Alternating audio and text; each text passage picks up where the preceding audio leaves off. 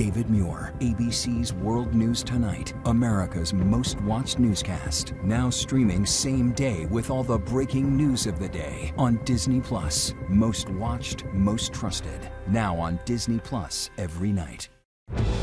Breaking news tonight, tornado warnings and watches in the Northeast. Moments ago, a possible tornado in Pennsylvania. Rain pouring into New York's Penn Station, up to 5 inches possible. Severe storms from Washington, D.C. to Philadelphia to New York. Lee Goldberg timing it all out. Also breaking, chilling new video showing the deadly collision involving a police helicopter blindsided by a small plane. One trooper pulling another out of the wreckage, and what we've just learned. Tonight, the FBI says it foiled a terror plot targeting the New York State Capitol in Albany. A 35-year-old woman allegedly wanted to bomb the building, killing as many lawmakers as possible. Tonight, amid reports of deteriorating conditions on board, the USS Abraham Lincoln is finally heading home following its record-long deployment. It comes as President Trump threatens Iran with what he's calling economic D-Day.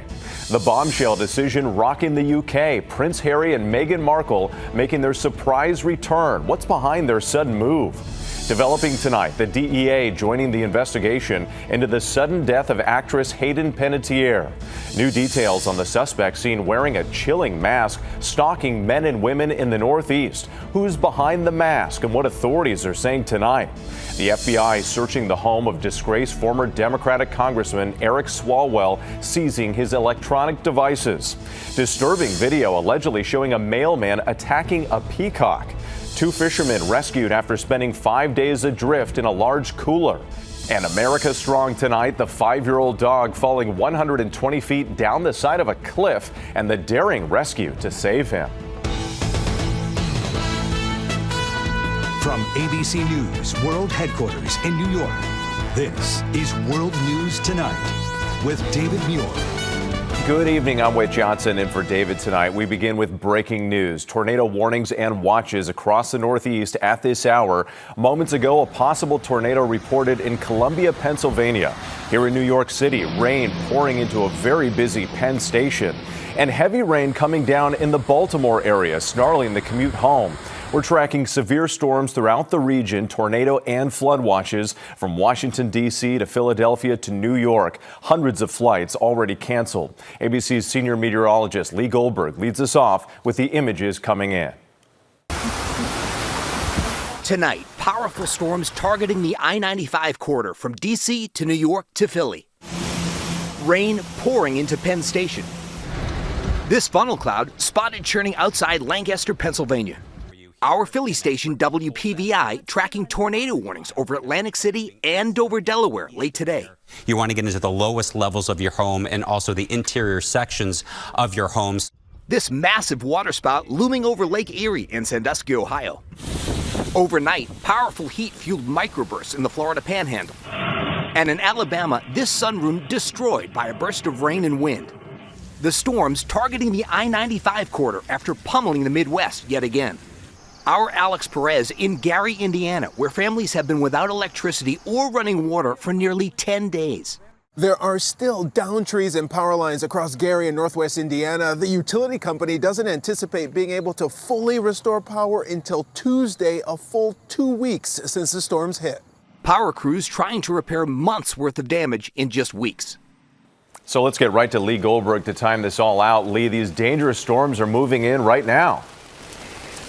We're under a flash flood warning here in New York City, drenching downpours out here right now. And in fact, there was a large confirmed tornado near Dover, Delaware. You're in the Little Creek area. Take shelter. That storm is still tornado warned. We have tornado watches and severe thunderstorm watches. They're up and down the I-95 corridor, damaging winds of 75 miles an hour. This goes from New York City all the way to eastern North Carolina. This flash flood threat, this is the second highest level for flooding, upwards of 3 inches an hour, potentially more than a half foot of rain in some places. We're timing this out. The worst is now through the early evening hours. Straight line winds and heavy downpours. It'll start to push offshore later tonight. Lingering downpours Long Island and southeastern New England. We get a break tomorrow, but unfortunately, it's an unsettled weekend and the rain only getting harder here in New York. Whit? Yep, it's all just getting started. Okay, Lee, we appreciate it.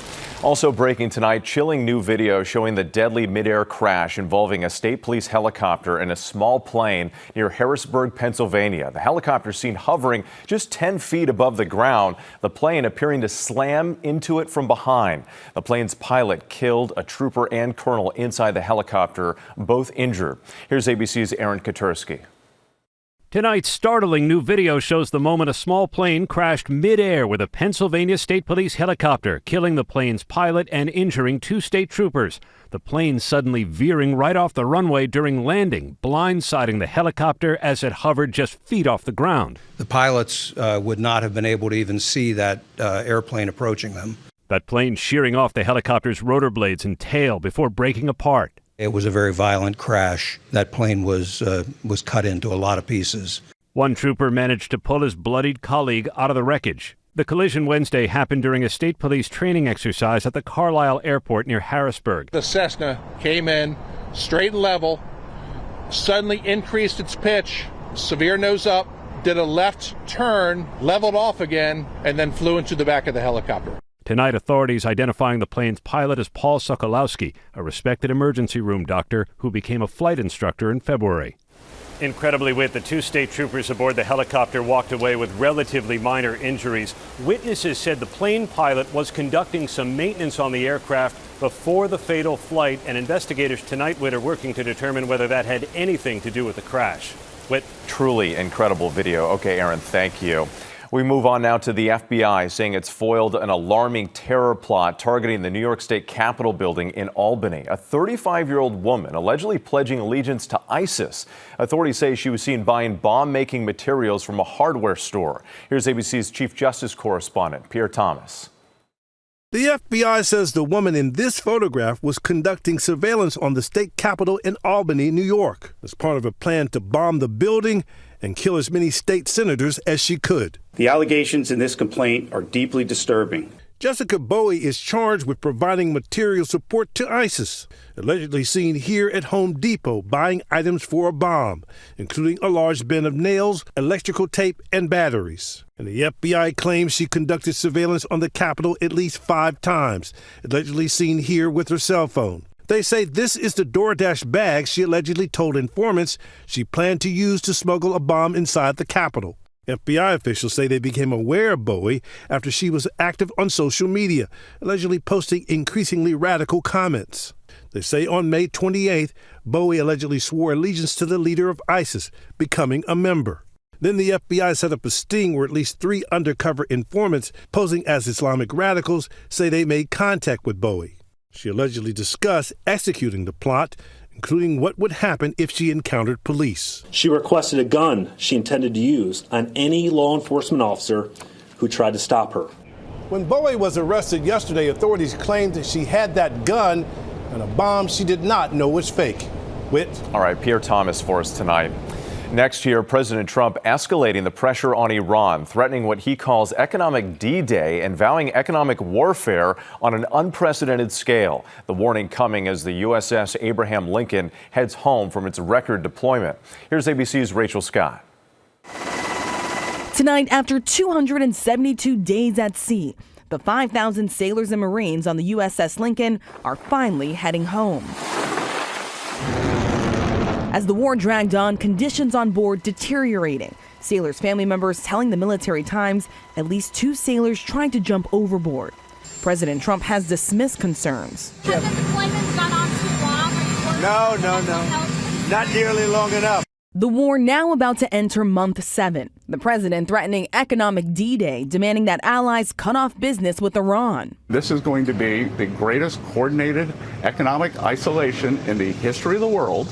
And we are going to them and saying you are either with us or against us. Trump warning any country that allows its financial institutions, businesses, airports, or government entities to provide any type of lifeline to Iran will itself face tremendous economic consequences.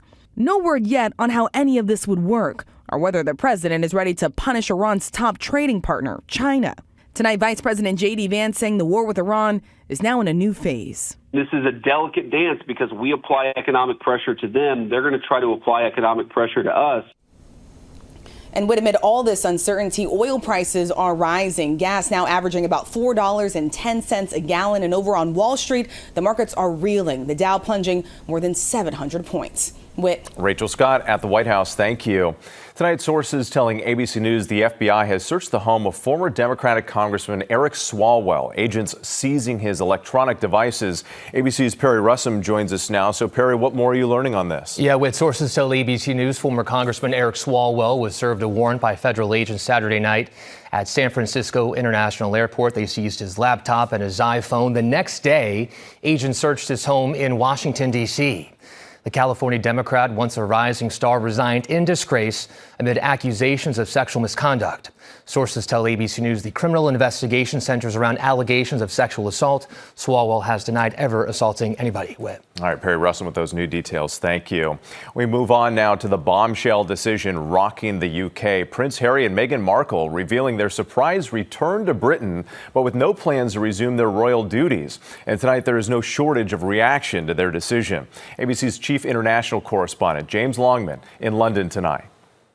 Shockwaves through Britain tonight at Harry and Meghan's return to the UK. After moving to California 6 years ago for what the world assumed would be for good, they're coming back. There's just been complete shock to this news because it feels like a complete U-turn on everything that Harry and Meghan have said since they left 6 years ago. It was just a year ago that Harry said this. I can't see a world in which I would be bringing my wife and children back to the UK at this point.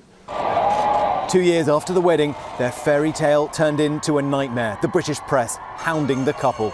The family fled to California, sitting down for that bombshell interview with Oprah. Meghan opened up about having had suicidal thoughts, and the couple alleged racism inside the palace walls. The royal family pushed back. Can you just let me know, is the royal family a racist family, sir? No, we're very much not a racist family. Harry's book, Spare, also opened up sensitive wounds. Speaking to our Michael Strahan in 2023. But I genuinely believe that if me and my family can reconcile, can put our differences behind us, but first there needs to be conversation and accountability. But now they will return, and soon, in time for 7-year-old Archie and 5-year-old Lilibet to enrol in school, although they will not be working royals. Local reports say they'll keep their homes in Montecito and Portugal, but will find a private home outside of London. I think he's lonely. I think he's missing his family. They've built a lovely life together, and sadly I think that no matter where they live, they're going to get vilified, so they just ought to go wherever makes them happiest. Harry has long argued that the British government should pay for his family's security. The government says they only pay for the security of working royals, and so tonight it is still an open question whether that can be resolved, even if they come back to live in the United Kingdom. Whit. All right, James Longman, thank you for that. Tonight, sources tell ABC News the DEA is joining the investigation into the death of actress Hayden Panettiere. A police report shows investigators have not determined if drugs or alcohol played a role in her death. Authorities say her long-term boyfriend, Brian Hickerson, and his brother showed officers a bag containing her medication. Hickerson's attorney releasing a statement saying Hayden's death remains under investigation, and it is important to allow that investigation to proceed. Now to the new developments in the urgent manhunt for a mass suspect terrorizing people in Philadelphia. Authorities say they have now identified a 22-year-old man accused of chasing men and women while wearing a chilling mask and asking, "Are you ready to die?" He remains on the loose. Here's ABC's Rhiannon Alley. Tonight, authorities in Philadelphia are asking the public to help them find the masked man terrorizing people across the city, now identifying him as 22-year-old Zymir Hughes. If Zymir Hughes was trying to scare people, make them run, who's scared now? Who's running now? Police today releasing new video of their alleged suspect in that disturbing doll face mask. They say he harassed 15 to 16 people on city streets before allegedly chasing this female jogger. You think it's funny to scare people? Well, get ready to get scared by us, because we got the handcuffs, we got the jail cell. Officials say Hughes travels for work and could be on the West Coast. Police believe Hughes filmed these encounters for social media content. He is now facing harassment and assault charges. Rhiannon Alley for us tonight. A show of support today at the Lindsay Clancy murder trial. The mother accused of strangling her 3 young children in Duxbury, Massachusetts. Hundreds of women wearing pink rallying outside Plymouth Superior Court. They say the case is shining a spotlight on maternal mental health. The defense arguing Clancy was suffering from a postpartum psychosis at the time of the killings. When we come back, the disturbing images from a Pasadena neighborhood. Surveillance video showing a mailman appearing to attack a wild peacock. 2 fishermen lost at sea for 5 days. How they survived inside a cooler. A suspect leads police on a wild dirt bike chase through L.A. How it ended. And the family dog stuck on a cliff. The daring rescue to bring him to safety. Next tonight, disturbing video shows a mailman appearing to attack a wild peacock in a Pasadena neighborhood. Security video appears to show the mailman throwing liquid on the bird and then an object at him. The white peacock was taken to a local shelter and is expected to recover. The video is edited and you don't see the entire incident. The birds are known to roam freely in the neighborhood and can be aggressive. The Postal Service says it's investigating. 2 fishermen are back on dry land after spending 5 days stranded at sea. They survived by climbing inside a large cooler and hanging on as they drifted in the Pacific. The Mexican Navy rescuing the men after an aircraft spotted them. Both men said to be in stable condition. When we come back, the dramatic police chase in L.A., a man on a dirt bike evading officers, and the family dog stranded on a cliff, the daring rescue. To the index now, a dirt bike rider leading police on a chase through Los Angeles. Officers appearing to corner him at a gas station, but he gets away with the hose still attached. He's then spotted in a park grabbing gasoline that apparently had been left behind. Police tracking him all the way. After about an hour, the suspect reportedly falling off the bike and attempting to hide in a trash can. He was eventually taken into custody. The FDA upgrading a recall of frozen blueberries to its highest risk level over potential E. coli contamination. The voluntary recall involves 4 varieties of Greenwise organic blueberries and mixed berries sold at Publix grocery stores across the country in 10 and 48-ounce bags. More on our website. Still ahead, the family dog that fell more than 100 feet down a cliff and the incredible effort to save him. Finally tonight, America Strong, the family that wouldn't give up on their missing dog and the dramatic rescue. Tonight, just outside Nashville, Tennessee, a brave, remarkable rescue hundreds of feet down the side of a cliff to save a family dog trapped and in desperate need. The dog, 5-year-old Carl, an Italian breed, had been swimming in a creek and playing with other dogs before going missing. Carl's owners, along with friends and neighbors, all began looking for Carl as night fell. Searching for hours, not giving up, and incredibly, the next morning, a breakthrough. A neighbor using a drone spotting Carl on the edge of a steep cliff more than 100 feet down. There he is, looking over the edge, the rock barely bigger than him. 2 local firefighters rappelling down the steep cliff, slowly and carefully making their way down to Carl in harnesses. Gently approaching the dog, not to frighten him. Reaching out for his collar and getting a grip. That firefighter picking him up, placing him into a duffel bag. Carl's head peeking out. He's okay. The firefighters zip him up and carry him back up the cliff to safety. And look how far down they are. After 17 hours, Carl back in his family's arms, and that owner overjoyed. There he is, holding Carl, the team of firefighters and first responders surrounding them. Tonight, Carl back home and doing well, with a message of thanks to the brave team who saved him. This is Carl right here. Carl's doing great. All the first responders that came in to assist in getting Carl out. It was really a bad situation. Thank you, guys.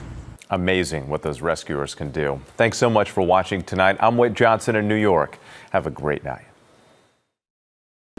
David Muir, the most trusted, most watched newscast in America. And now, ABC's World News Tonight has won the Emmy for Best Live News Program for the 4th year in a row.